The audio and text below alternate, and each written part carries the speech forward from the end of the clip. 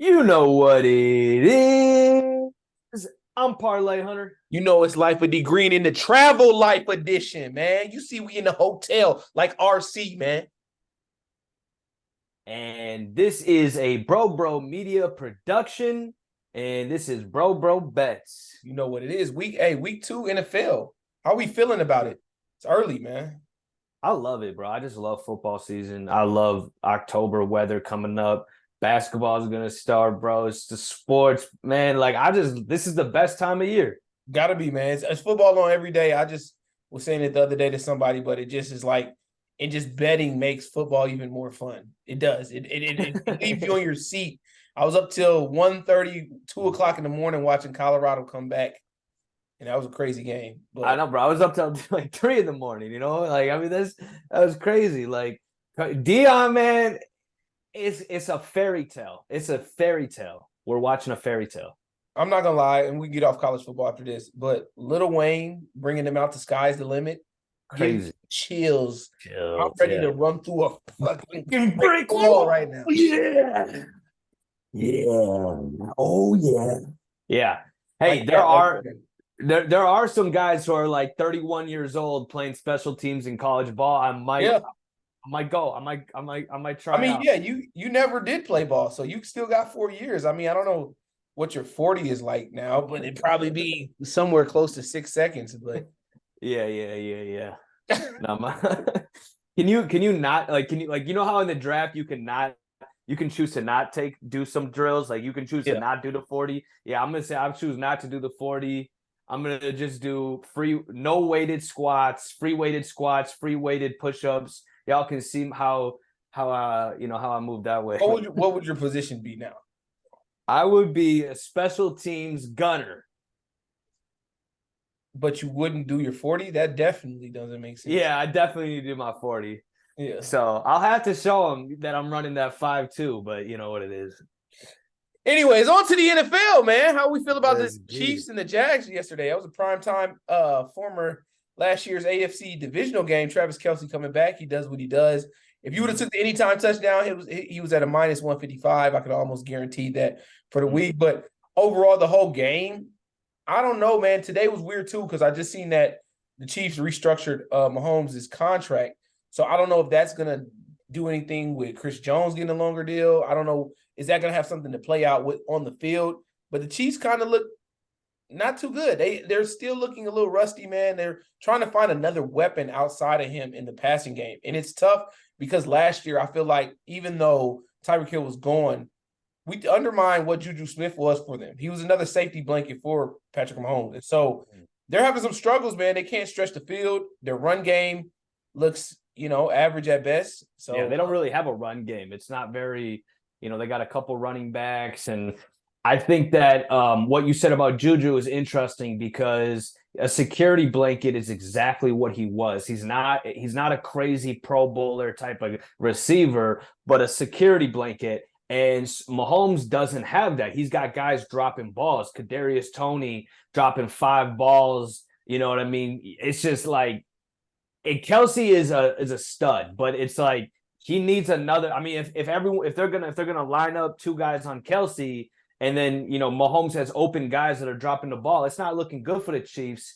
And I think that we were going to talk about Eric B on the Commanders, so we'll talk about that next. But we are seeing something going on with the Chiefs where the defense used to rely on the offense, and now the defense is trying to make up for the offensive struggles, and the defense isn't built that way. So this could be a suspect year for the Chiefs. And moving on to the Jags, they played a tough game. I don't think we saw the best of the Jags in that game.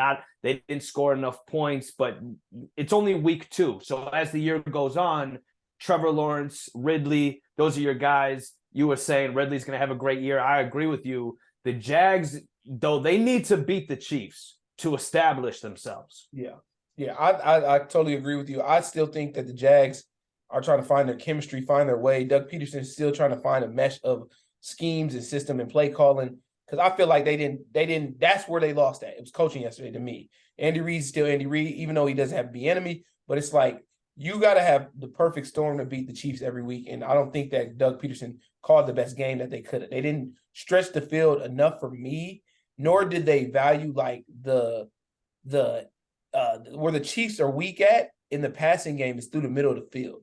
It's either deep balls or through the middle of the field. And so you have to be able to take chances. You got to run post routes. You got to run dig routes. I didn't see any of that.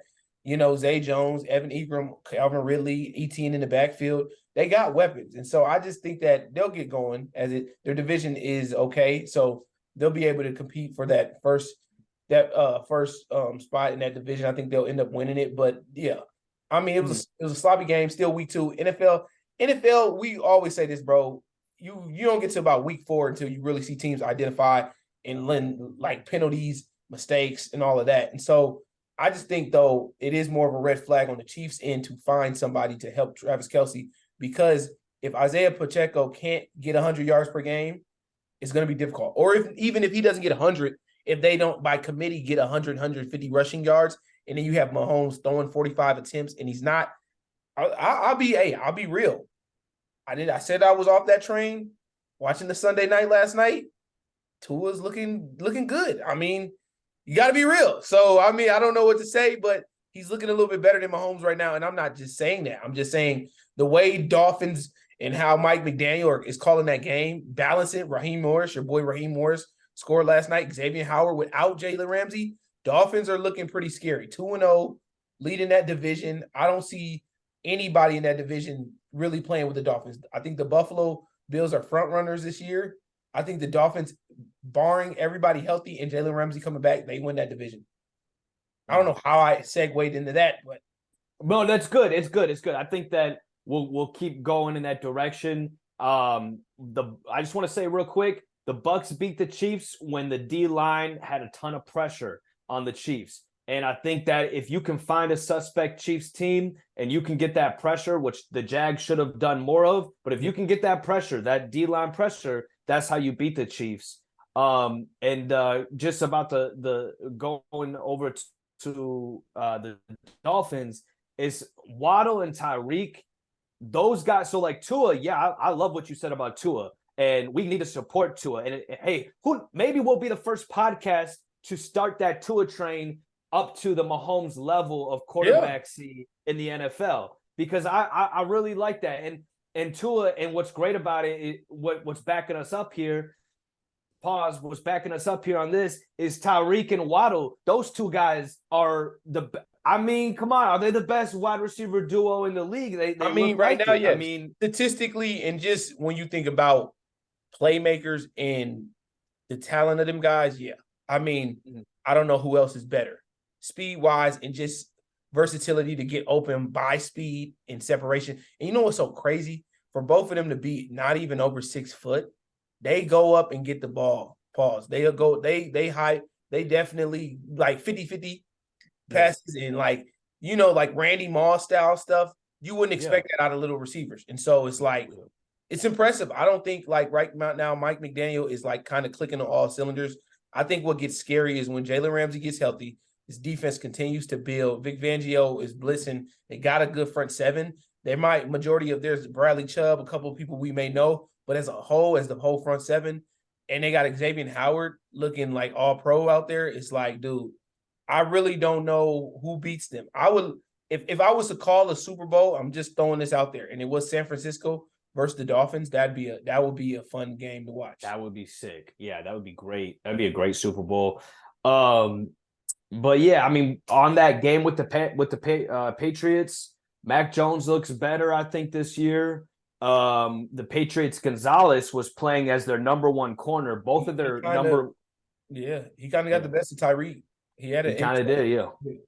So when they got two healthy corners, the Patriots next week, they're a -3 favorite against the Jets. I'm not going to say nothing, but I'm looking at that because the Jets are struggling with Wilson under center now. I don't know if you heard Shannon Sharp, but the dude couldn't play dead in a horror movie. So I wanted to respect Zach Wilson. Oh, wow. He was a number 2 quarterback in the draft a couple of years ago, but they need to go get a veteran to kind of just, have pride with the season, at least to get through Aaron Rodgers being hurt. Like they need to go get a vet that can manage the game, man, hell, go get Phillip Rivers. I think you might sneak into the wild card. But if they don't, they're playing for a top pick, which is crazy because this team has the talent to be in the playoffs and be deep in the playoffs, and they're just missing one thing, and that's crazy.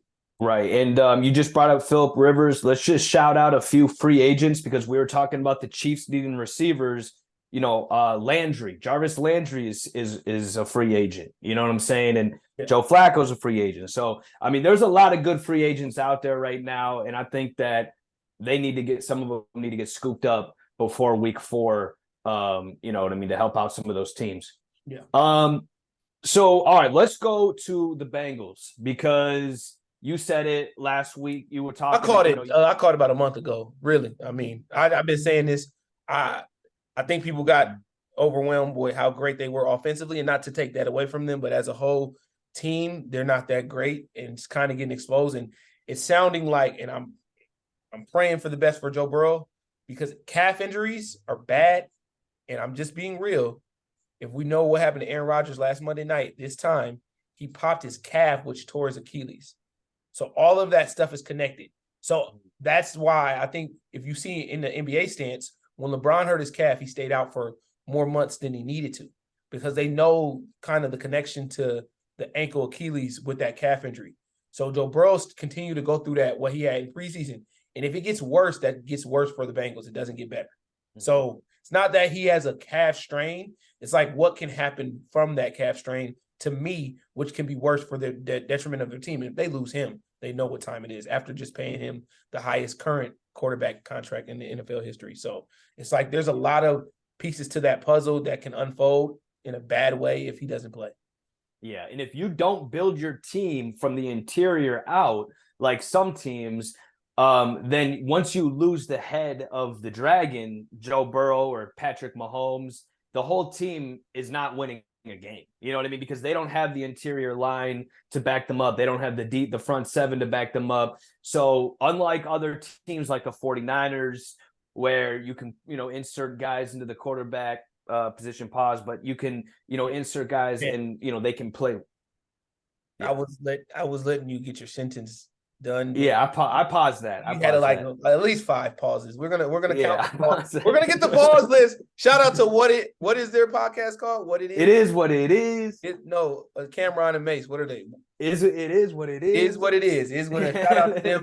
We're gonna get the pause list. Yeah. For Parlay, man. Yeah. All right. So the Bengals trash. Without Joe Burrow. Yeah, it's looking that way. Let's move on to the Chargers. Brandon Staley. I have been calling for that guy to be fired, I think, for 2 years. I haven't liked him ever since he started going for 2 when it was unnecessary early on in his career. I just don't like that way that it's like too much risk, right? You got to protect your risk in football and in life because, yes, you got to take risks, but you have to minimize the risk so you don't fall off. So it's like, how much of a risk is it? And you got to minimize that part of the deal. I feel like I don't like his coaching techniques. I feel like you have the potential with Justin Herbert as potentially could be the best quarterback in the league. He has the ability, but he is not, and he's not flourishing under this coaching regime. And I am calling for him to get fired. Brandon Staley, not a fan. I just don't like his head coaching technique on the NFL level. What do you think about Brandon Staley? I mean, that sounds personal. It is. Shout out to Prime. It is very personal because, no, it's not personal. But you know what? You see the, you know how LA is and how all those teams in California are, and like how the 49ers travel to SoFi Stadium and they're all there, during the Rams games and whatnot. If you're in a market like LA and you are not competing, Rams are a different story. They recently won the Super Bowl, but they just moved the Chargers from San Diego, who had a very, their fan base was strong, and the fans were mad when they left San Diego because people who lived in San Diego loved their Chargers. So now you move to LA and you're not competing at that type of, it's the same thing with the Jets. It's the same thing with the Giants. If you're in that market, you got to compete. You got to get a LeBron. You got to get somebody who's going to put you guys on the map and at least be competing somewhat close to the playoffs. The Chargers might have a terrible record, might not be anywhere near the playoffs by the end of the year. Yeah. I mean, I agree with you. It's funny because the Chargers team is usually like they have potential to be great. They got a lot of good talent. Roster is crazy. Yes, the roster is crazy, but it is. It's leadership. It's who is running, who is the point guard, who's the leader, who's the coach. And so, yeah, I agree with you. I mean, it's not personal to me. I'm not really a Chargers fan. I respect Sant Samuel, Derwin James, what's Khalil Mack, yes. Boza, not Boza. What's my boy name? Man, I'm Eckler, blanking. Mike Williams, receiver, Keenan Allen, Eckler, Greg Everett. All of them. They're good. They're all good. And so it's going to be difficult to see. It's interesting. They play the Vikings this week here in Minnesota. That'll be a fun game to watch just because I think both defenses are trash and it'll be a lot of points. That's a lot of points game. I think Herbert hasn't even been playing that well, and he's my quarterback on fantasy. So that's a lot of points on both ends, pause. And I think that, I mean, if the Vikings win and the Chargers start like 0-4, 0-5, he could be immediately could see some Urban Meyer here. I wouldn't be surprised. I mean, I don't know. I mean, you have to not to win no games, and they kind of started off pretty good last year. Didn't they beat the Chiefs? Yeah. But they ended the season, I mean, they lost to the Jags in the playoffs. The Jags came back down like 21 points or something at halftime. The Jags came back and then beat them. Yeah. So, okay. So we're calling for that guy to get fired, at least sooner if he doesn't start winning games. Let's just, the Falcons and the Packers game was interesting because the Falcons won by 1 point. Let's just talk about the game, but they won by 1 point. The spread was 1.5. It's like every time this happens, my mind just goes crazy. How does Vegas know these things? But overall, let's just talk about the game. We can talk about the spread a little bit if you want. But let's talk about spreads and shit in Vegas, just like the 49ers didn't cover. And I told you I would have something about that. I told you I would, but we'll get to that. But no, one thing I can say about the Falcons, just not necessarily the game, but player-wise, Bijan Robinson, the truth, for sure. Yeah. He's definitely helped that offense out a lot.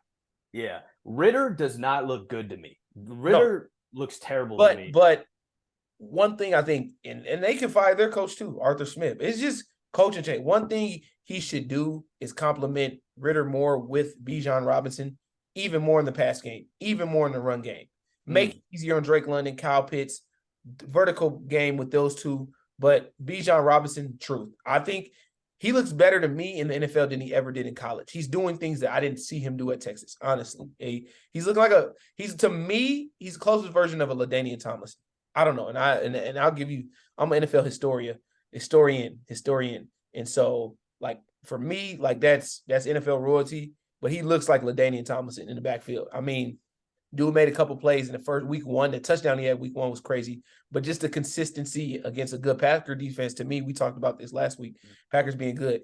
Let's talk about Jordan Love. He continues to progress to me. I think he's looking good, fitting in right in that offense. I mean, Matt LaFleur is making things easy for him, and that was a good game. I mean, it went back and forth. I think what the Packers tend to do always is they level down to the level of the competition. I mean, they were expected to win that game just because people obviously not expecting the Falcons to still be any good, and they're 2-0.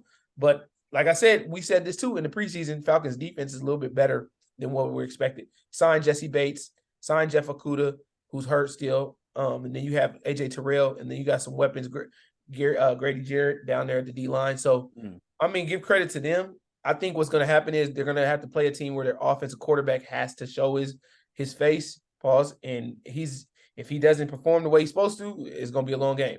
So, yeah, a lot of good gems in there. I just wrote that down the time because I think that's going to be a good clip for the show. A lot of good gems about the Packers and the Falcons right there. I'm looking at the Packers the same way. I think playing down to their level of competition. That's a great way to put it. Jordan Love looked really, I thought, good last week. This week, not so much. He had some, stutters at the line, and he fell down, fumbled a snap, and it's just kind of like that run game without Aaron Jones, that is going to, I think, always going to be a big problem for them. Aaron Jones is a complete back. He's a top 5 back in the league, I think, at this point right now. And he went crazy in fantasy last week. He wasn't playing this week. I think that offense runs behind Aaron Jones more so than Jordan Love. So with him healthy, it makes all the difference. It's interesting though with the whole running back stuff, because going back to Bijan Robinson, we are a podcast that we are totally in support of the running backs, getting paid more, getting more credit, restructuring contracts, and also look out for their health. Not just after they retire, look out for their health in the middle of while they're playing career. If that changes the position in a way where it's like you have more running backs on your roster, and then there's getting more different, you're spreading out the touches, but if you're spreading out the touches more, then you might actually have a longer career. I mean, carry the ball less, but still get those big plays, because there's some guys who can go 10 carries for 75 yards. Bijan Robinson is going to be that type of guy as well. So I don't really, honestly, it scares me if that guy is getting 25 carries a game when you do have Kyle Pitts and Drake London on that offense, and their numbers are terrible. But Drake London, no, go ahead. Finish what you're saying. No, but it's like Kyle Pitts, Drake London, those are first round playmaker guys that you drafted. They are supposed to be top 10 at their position group within the first 5 years of their career. It's not looking that way, especially for Kyle Pitts. That's terrible. So you got to find a way to use those guys. Ritter, I am not seeing it click with Ritter. And, it sometimes it takes a while. They do have a backup. I think it's Heineke, maybe, I don't know what the answer is, but you got to get those other guys involved. Take the load off of Bijan. Pause. You got it. I wouldn't be surprised if we see Heineke mid-season. I think I agree with you about Ritter. I just think it goes back to coaching, bro. If you don't have confidence in your players, then the players don't have confidence in themselves. And so for me, it's like, you're right. You're supposed to get at least 10 targets a game to Kyle Pitts, 10 targets to Drake London. I mean, Desmond Ritter should be throwing, this is the NFL, 30 to 35 passes a game. It doesn't matter if you complete them or not. It's just you need to be throwing that many passes a game. And so Arthur Smith needs to figure it out. I mean, this is not Tennessee, and he doesn't have Derrick Henry, who he was a former offensive coordinator. This isn't even Tannehill. But, I mean, Desmond Ritter isn't that far off from that style of quarterback. He's not a true RPO like guy they had with forgetting names today, man. Jeez. Marcus Mariota last year. And so I think just letting Mariota go was a bad decision, but they went and got Taylor Heineke. So they know kind of the contrast of the two quarterbacks they got. He's a more passing quarterback. So when he gets in the game, we're going to see a difference. And I think I just hope it doesn't happen later when it matters the most, when they need to fight to get into the playoffs. I mean, I think the Falcons even can compete with these two teams we're watching tonight if they allow their passing game to develop a little bit more. That means that they have confidence. I don't know how this game is going, but the first drive of Bryce Young's early career, man, I'm surprised that it's still 0-0. I mean, I was kind of expecting the Saints to kind of, have some early fireworks, but, Panthers got a good team. So, I mean, that division in itself is going to be interesting. The Bucs are 2-0. Yeah, like nobody expected that. Yeah. So I know you want to talk about that a little bit, but nobody expected that. We could talk about the Bucs. I mean, the defense is playing fantastic.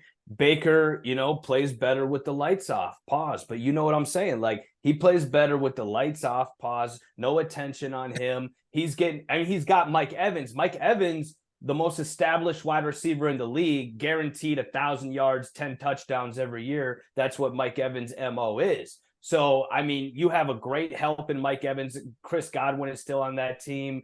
Rashad White's on that team. Baker's got a good team around him. Heck, they just won the Super Bowl a few years ago. Like, Baker, and we'll see what happens. I mean, they're not asking a lot out of Baker, which is good. They're relying on the defense. They're relying on the run game. It's very quiet in Tampa right now. Kind of a division that they could sneak away with. So, interesting. We'll see about your analogy about Baker this week. They're playing the Eagles on Monday night next week. So, right. Yeah. Well, they'll be at home.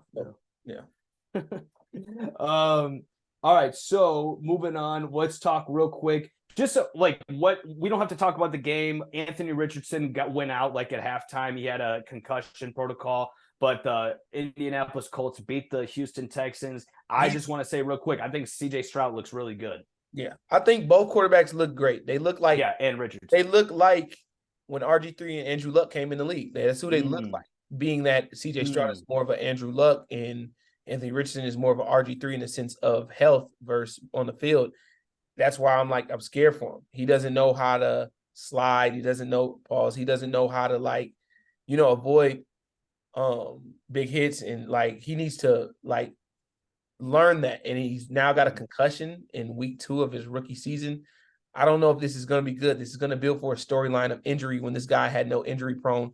Our big issue about him was accuracy, and could he develop and read defenses and play within a system of read progression as a quarterback. And so for me, he's kind of done better than we expected in that. But now it is the biggest thing.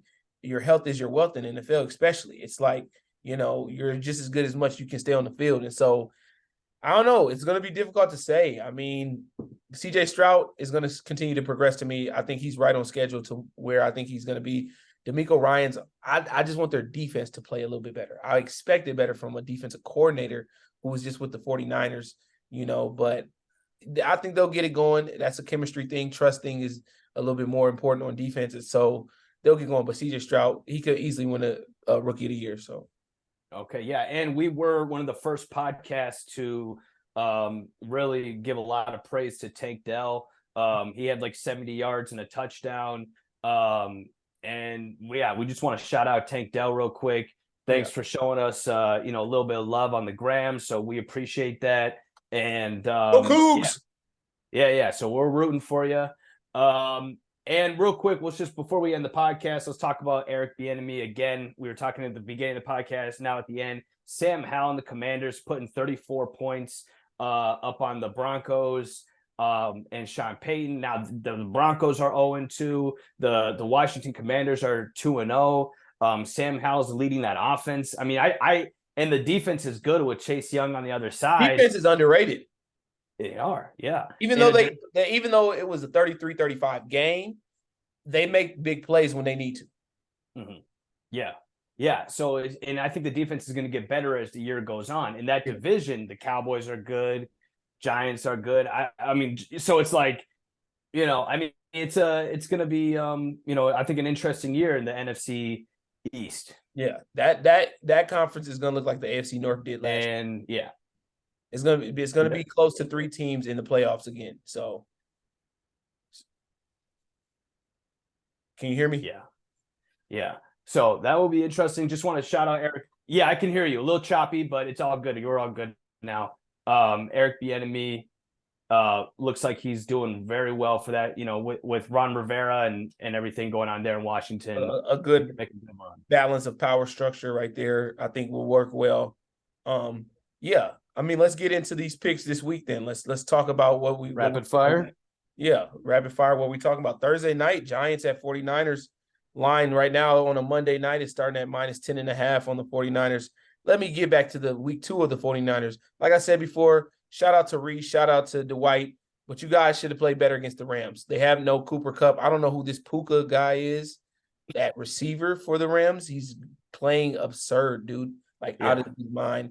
Yeah. Playing great. I expected better. We don't want to talk about Brock Purdy week 2 now. He didn't have that many of fireworks like he did week 1 versus my Steelers, but it's all good. 49ers are they have an inconsistency trait to them that a lot of 49ers fans and people don't want to speak about. But I'll say this, like I told you, they didn't cover the last spread. And you know what? Them being at home though, that's a big spread. That's a big spread. 10.5. Pause. That's a big spread. Yeah, pause to that. 10.5 though. I'm gonna take the Giants. I'll take the 10.5. Me personally. And fuck it. I'll take the 10.5 as well. And I'll buy it plus 11. I'll buy half a point plus 11. I just think that they're not that good yet to just do what they did against my Steelers. They're not good enough to do that consistently. And I just think that we were just bamboozled. We were just, shell shocked of a team of figuring out where we needed to be. And so, So I don't know if the Giants win that, but I mean, I'm sad for my boy Nicky Rao. They should have won that game. I think they just had a debacle in that second half, and it got ugly. So, yeah, give me the Giants plus 10.5 Thursday night. Sure thing. And I'm gonna go with you on that. So we'll be talking about that next week. Colton Ravens, Baltimore minus 7.5. You didn't I'm really gonna talk go about the Ravens Baltimore on that one. I think and I think they look pretty good. Yeah, they do. I think no I Anthony think the Ravens Richardson look here. really good, actually. Yeah, I think Minus 7.5, I'll take it. That the go ahead. No, go ahead. yeah. Yeah. No, I just agreeing with you. The offense looks good. Lamar looks, okay, but the offense looks good. Their defense looks good. So I'm gonna go with the Ravens on that. Crazy. OBJ's already hurt again, but 7.5. But yeah, I like the Ravens. Ravens minus 7.5. No Anthony Richardson. Vikings, Chargers. We spoke Actually, can you repeat that? Connection's a little. I said crazy that OBJ is injured already in week 2 of the NFL. I don't know if you've seen, he hurt his ankle in the third quarter. So yeah, been high hopes for my dog. But I like the Ravens with no Anthony Richardson, like the Ravens minus 7.5. I said the Chargers at Vikings. It's an even line right now. I want to see kind of more so. I don't want to look at the line. I want to look at the over-under at 54. Give me above that. I think that this is a crazy shootout game. And I think the winner, it says a lot for the winner, but the loser, it says even more. So whoever loses this game goes to 0-3. That could be bad for both of them teams, both being a playoff team last year. If it's for the Vikings, they got some real problems. It's for the Chargers, they need to get rid of Brandon Staley, period. And I'll take the Vikings. I'll take Kirk Cousins. I'll take Justin Jefferson. I'll take Addison. I'll take the Vikings on that one. Going over to the Titans and the Browns. We're going to watch the Browns tonight, but looking ahead, Cleveland is favored at minus 3.5. If they lose, that number could change. But right now, as we're looking at it, I'm going to have to go ahead and take the 3.5. I'll take the points with the Titans. They might lose by a point, but I'll take the Titans because I think that team, they got their stuff together. Yeah. This is an interesting line. I agree with you. The Titans are kind of shaky. They're inconsistency, but they have a couple of players, obviously on offense. D-Hop, you got King Henry back there. Then on the defense, their defense gets some turnovers. Shout out my boy Imani Hooker. He's pretty good back there at safety. But I think that this will be interesting. I want to see what the Browns look like tonight. Obviously, I don't want them to win. I'm not taking them to win tonight. But I want to see how their offense looks again. I think that it's going to be interesting to see. Everybody's talking about Deshaun Watson running the ball. I want to see him throw the ball. I don't know if Cooper's playing tonight, so that'll be interesting. But we'll see. But I'll roll with you plus 3.5 on the Titans. Well, Steelers. My Steelers. Oh no. Oh, that's different. My bad. I'm ahead. That's the Sunday night. I'm reading it wrong. Broncos at Dolphins. Yeah. 6.5. That's a lot for I think a defense that's hungry in Denver. I'm going to take the 6.5 with Denver. They might lose that game, but if they lose, they're going 0-3. Could be a trap game for the Dolphins. As good as they are, it's only week 3. They could lose this game, then win out for the rest of the season. I don't know. I still think the Dolphins look like a very good playoff team, but 6.5 for a Denver team that has been losing close games. They've been losing very close games, and they still got Sean Payton. They still got Russell Wilson. They still got a solid defense. I'll take the 6.5 with Denver. I agree with you. Simple. I think Miami wins the game, but I think Sean Payton says a lot about his pride in this game. If they go 0-3 in a blowout, that could be very bad for him, and he might have to eat his words for what he said to Nathaniel Hackett. So I like the Broncos plus 6.5. Okay. Patriots and Jets, New England minus 3. I said it earlier in the show. I'm going to take New England minus 3 with that one. Okay. Like that. I like the Patriots. Jets have no quarterback. Yeah. Bills and Commanders, Buffalo favored by 6.5 versus a Commanders team that we were just raving about. I'll take the points with the Commanders, 6.5. Ooh, this is an interesting one. This is an interesting one, man. This is an interesting one. I like Buffalo. More Buffalo than did just They just barely Blew out. barely beat the No, Raiders. no, But they blew them out. did they? Was it Pause. 2017? Yeah, it wasn't that close during the game. Okay. I like the over under in this. I'm gonna stay away from choosing the side. I like this to go over 44.5. Okay. Yeah. Cool, I don't want to make a pick on Falcons this. and Lions. I'll make a pick. Detroit I favored think that -3.5. here, let me go back to that Bills Commanders real quick. I'll take the Bills to win. I just don't want to.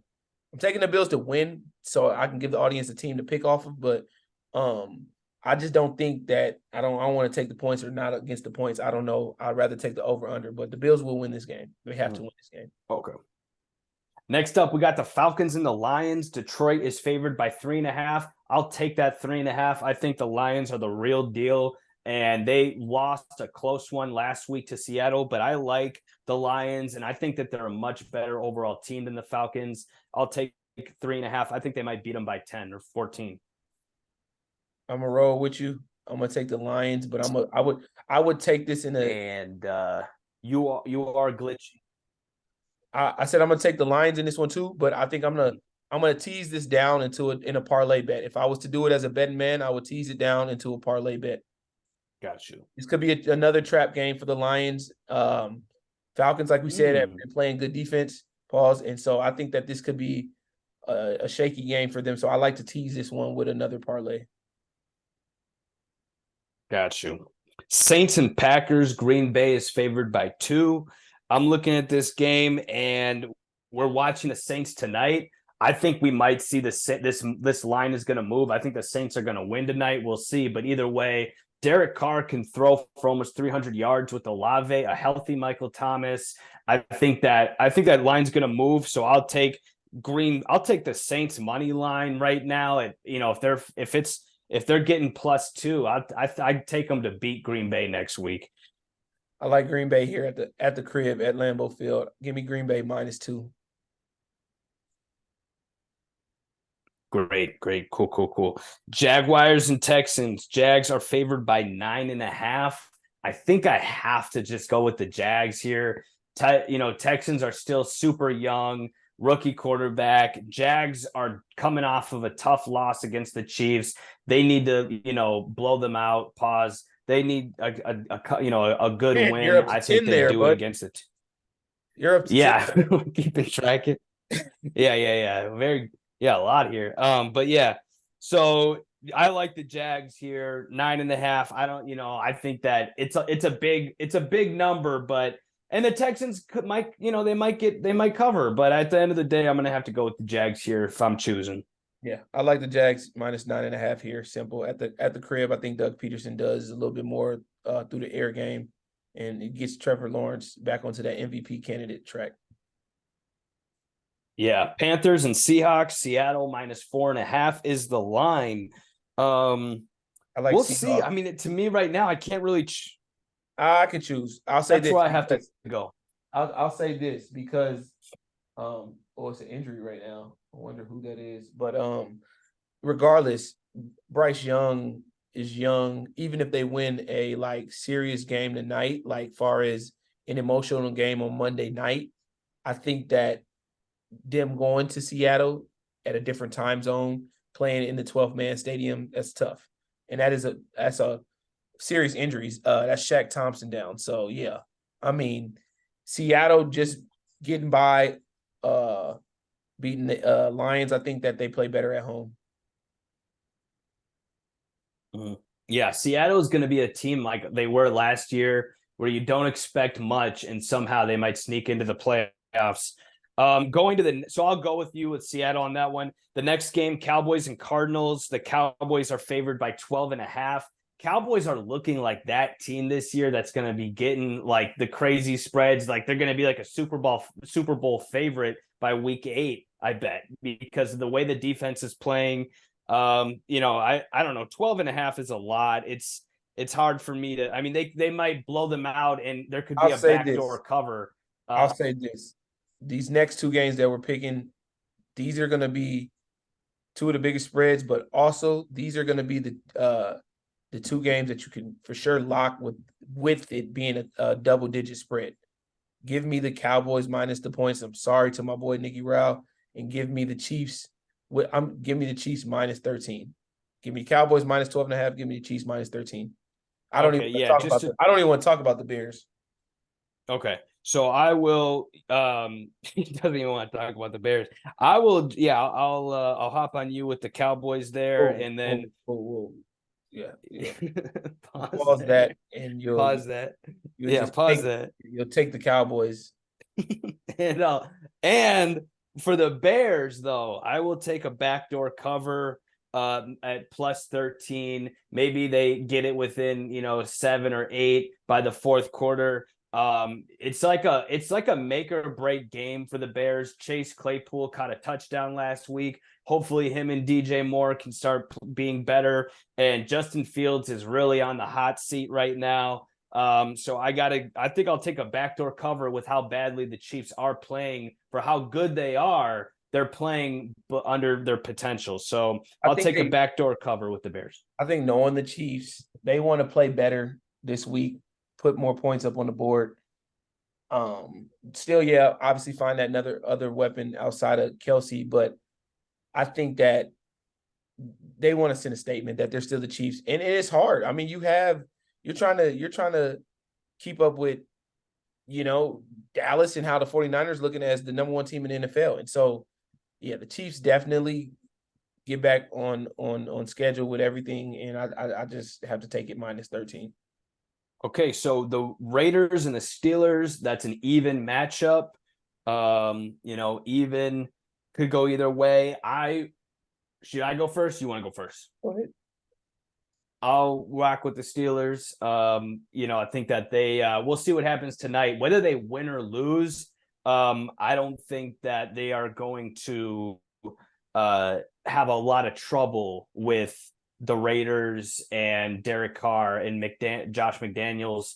I think that this Jimmy Garoppolo. I don't think they're gonna have a hard time, with Jimmy and I could agree. I think we play better against quarterbacks that are pocket passers, and it's harder to go against a guy that is elusive. So I think we will definitely have to, find a way to eliminate big plays with Devontae Adams. And Josh Jacobs is a good running back. And we got to stop the run game. And I think we got to start that tonight going against Nick Chubb. So this will be interesting. It will be interesting to see how we play run defense tonight, which leads us into next week going out to Las Vegas. But I think we get this W. I think TJ Watt and the boys, they rally. They do what they got to do. Obviously, I'm rolling with my team. In that game, I'm rolling with my team tonight, plus the points like you've seen on Bro Bro Bets. So I think I like them in both games coming soon. Got you. So Eagles and the Bucks next Monday night. Philly is favored by 5.5. I love what the Bucks are doing, but I think the train stops here, and I think the Eagles might demolish them by 21 points. I'm going to have to go with the Eagles minus 5.5. They just got that team good on all cylinders. Defensive line is crazy, best in the league. And, the offense is rolling already. Smith looks great. AJ Brown looks great. Yeah, I think that's going to be a good win for the Eagles. Yeah. I would tease this with that other game that I said earlier. I would tease this with the Lions game. I like Philly, but they've been playing. I don't know. They've been different than last year. But I could see a blowout game, but I could definitely see this game being close too. And it's in Tampa Bay on a Monday night, but I will take the Eagles and I will probably tease this down to like 2.5 points. So. Okay. Last game will be the Rams and the Bengals. And it is the Cincinnati Bengals -2 is the favored. I know at the beginning of this year, I said the Bengals were going to be my Super Bowl pick. And guess what? I'm picking the Bengals to lose this game, start out the season 0-3. It's going to be turmoil in Cincinnati. And I think the Rams have been playing above their potential. The offense, like you said, Nuka's playing great and Tutu Atwell's playing great. Kyron Williams is playing great. Matt Stafford is playing great. They almost won last week. If Kyron Williams didn't drop that pass and it didn't get interception by the 49ers, they would have kept that game a lot closer at the end. So I think the Rams are going to beat Cincinnati. They just look like they're hitting on all cylinders. And the Bengals are going to fall to 0-3, and there's going to be a lot of uproar about this team. And yeah, I mean, it's still only week 3 though.